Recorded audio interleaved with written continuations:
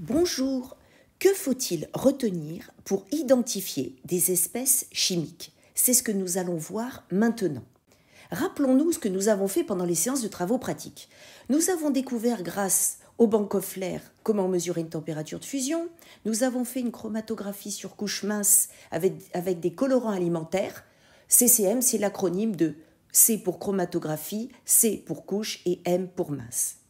Ensuite, nous avons reparlé des tests chimiques, les tests d'identification des ions que vous avez vus au collège, le test pour l'eau, on a refait le test du dihydrogène pour le mettre en évidence avec la flamme, et on a parlé des données physico-chimiques, des espèces ou entités chimiques, tout ce qui est température de changement d'état, on a parlé aussi d'émissibilité et tout ce qui est solvant. Maintenant, revoyons les états de la matière. Donc vous prenez le stylo, vous marquez solide, liquide et gaz. Donc ça, c'est les trois états. On mettra après la formule d'une espèce chimique, on mettra entre parenthèses le petit s, le petit l, le petit g. Maintenant, il faut qu'on passe d'un état à un autre. Donc vous tracez les flèches du solide vers le liquide, après du liquide vers le solide. La même chose pour les gaz. On peut aussi passer du solide au gaz. Et on peut aussi passer donc du gaz au solide. Maintenant, on va les nommer, ces changements d'état. Donc, rappelez-vous, déjà, la sublimation, c'est quand un solide passe directement au gaz. On le fait souvent à l'aide du diode. Ensuite, vous avez aussi comment on fait donc, pour passer d'un gaz à un solide. Ça s'appelle une condensation solide. Prenez le temps de bien écrire. Maintenant, on va changer de couleur parce que ça, c'est souvent les 4 changements d'état que vous connaissez par cœur. Donc, du solide au liquide, quand le glaçon y fond, ça s'appelle une fusion. Quand vous avez de l'eau que vous faites cuire, vous faites chauffer et que ça passe à l'état gazeux, ça s'appelle une vaporisation. Ensuite, quand vous passez du gaz au liquide, ça s'appelle une liquéfaction puisqu'on passe à un liquide. Mais ça peut aussi s'appeler une condensation liquide. Vous avez sur une vitre, quand il fait froid en hiver, elle est bien froide. S'il y a de l'humidité dans la pièce, vous avez les gouttelettes qui apparaissent. Donc on parle de condensation liquide. Et ensuite, le petit dernier, quand on passe du liquide au solide, on passe à un solide, c'est une solidification. Et voilà. Maintenant, on va reparler grandeur et unité, c'est-à-dire la rigueur scientifique. Une majuscule, c'est pas pareil qu'une minuscule. La masse, c'est petit m et c'est en kilogrammes. Vous ne mettez pas de K majuscule parce que moi, je comprends Kelvin qui est une unité de température. Ça peut être aussi en grammes ou milligrammes, mais l'unité du système international, c'est le kilogramme. Le volume V majuscule, en mètres cubes, officiellement. Bon, vous vous rappelez qu'un mètre cube, c'est égal à 1000 litres et puis 1 litre, c'est égal à 1000 millilitres. Ensuite, la masse volumique, c'est un rho grec, des kilogrammes, mètre cube moins 3. La température en degrés Celsius, c'est θ. C'est un θ grec. Le rapport frontal, on le reverra pour la chromatographie un peu plus loin. Maintenant, on va parler de la solubilité. La solubilité, ça correspond exactement à la masse maximale de soluté, par exemple de sel ou de sucre, que l'on peut dissoudre totalement dans un certain volume de solvant. Donc V pour V majuscule. Alors souvent au niveau de l'unité, on prendra la masse en grammes et le volume en litres. Donc ça sera donc en grammes, litre moins 1.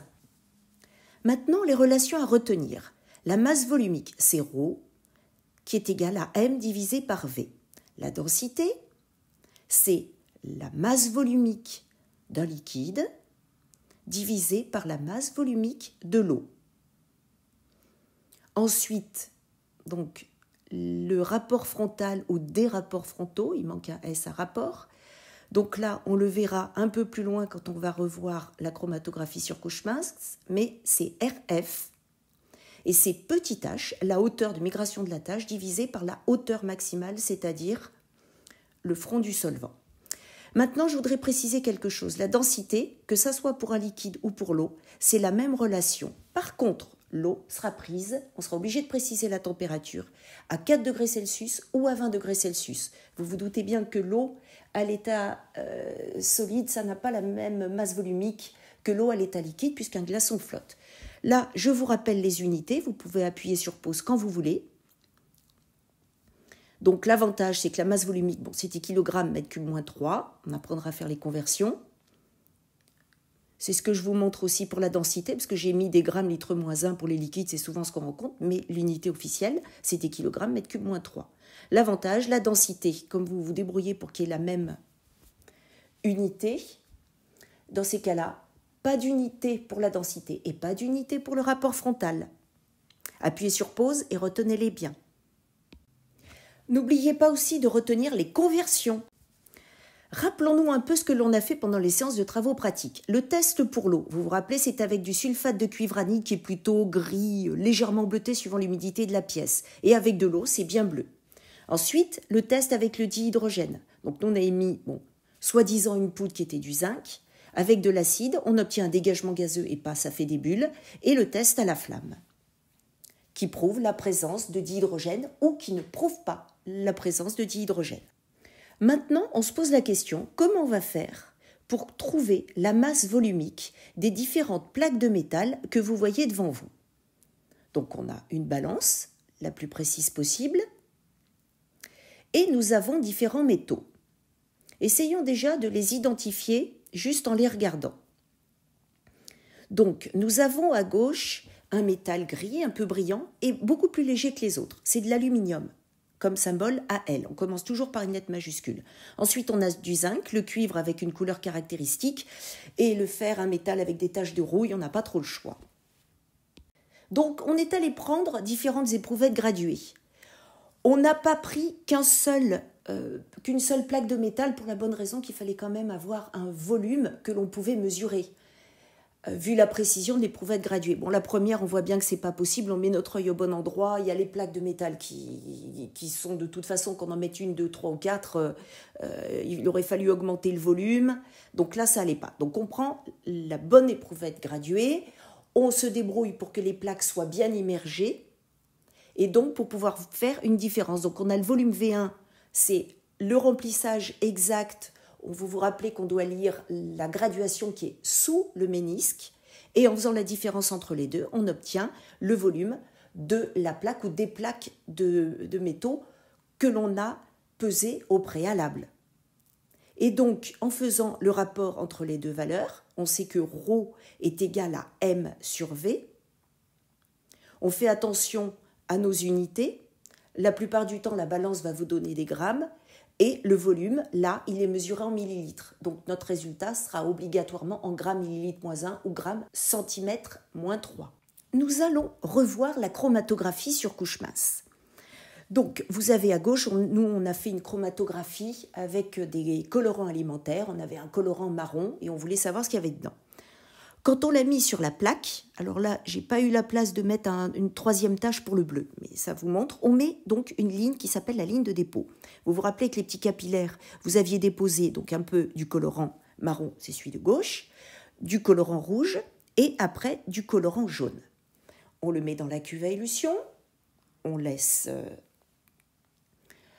absorber le liquide qui va faire que les taches vont plus ou moins migrer à la même hauteur. L'avantage des colorants, c'est qu'on n'a pas besoin d'utiliser une lampe UV pour pouvoir voir les taches, ce qui est dans 99% des cas une obligation, parce qu'on ne les voit pas.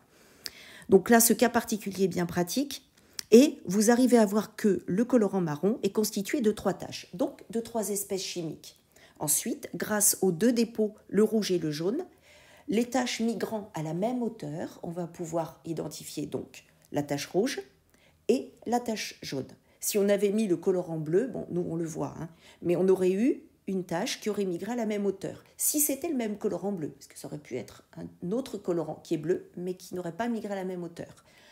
Donc, vous devez être capable de pouvoir calculer un rapport frontal, qui est donc la hauteur de migration de la tache. Vous voyez, j'ai mis donc au milieu, parce que vous verrez, suivant la forme des taches, c'est pas évident, et la hauteur totale de migration. Ensuite, une fois que vous avez fait donc ce calcul, vous pouvez les comparer, ça fait partie des données physico-chimiques que nous avons dans un livre qui s'appelle le Handbook et dans lequel il y a le maximum d'informations pour pouvoir identifier une espèce chimique. Et que chaque rapport frontal dépend de l'éluant utilisé. Donc je vous rappelle la méthode, on compte le nombre des tâches et on regarde les tâches qui migrent à la même hauteur. Donc dans le je vois que, il y a tant de tâches, donc notre dépôt inconnu contient tant d'espèces chimiques. Je vois que vous regardez les tâches qui migrent à la même hauteur, donc vous pouvez identifier uniquement celles qui migrent à la même hauteur. S'il y en a une qui ne migre pas à la même hauteur, vous ne savez pas laquelle c'est. Et vous pouvez donc en déduire que c'est un mélange qui contient par exemple 3 espèces chimiques, dont 2, nous ici, le colorant rouge et le colorant jaune, que l'on a pu identifier, qui correspond à ce qui a marqué sur les colorants alimentaires avec les numéros des colorants. Voilà maintenant le schéma qu'il va falloir retenir. C'est une sorte de mini-carte mentale. Vous avez donc l'espèce chimique inconnue et vous avez 2 possibilités pour essayer de l'identifier. Les propriétés physiques, la solubilité petit s, la masse volumique ρ, on vient de voir comment la trouver, la température de changement d'état, nous on peut la trouver avec un Bank-Hoffler, et tout ce qui est miscibilité, l'huile et le vinaigre, vous pouvez voir, l'huile elle est au-dessus du vinaigre, donc ça peut vous donner des informations. Et on peut aussi utiliser, avec l'histoire de miscibilité, c'est aussi de l'absorption, c'est la chromatographie sur couche masse. Parce que c'est la capacité donc d'un solvant, de votre éluant, à pouvoir dissoudre les espèces chimiques et les entraîner plus ou moins loin sur une plaque. Ensuite, nous avons les propriétés chimiques. Donc les tests chimiques, là je vous les ai remarqués. Le dihydrogène, on l'a fait. Le dioxygène, vous l'avez vu au collège. Le dioxyde de carbone, vous l'avez vu depuis je ne sais pas combien d'années au collège, même en SVT. Les tests d'identification des ions, vous savez, les précipités bleu, vert et orange, couleur rouille. Et après, l'aspect physique. Regardez le cuivre, il a une couleur très caractéristique. Voilà, et aussi un aspect particulier. Donc c'est comme ça qu'on va pouvoir identifier une espèce chimique, en sachant que les tests chimiques sont aussi beaucoup plus importants. À bientôt!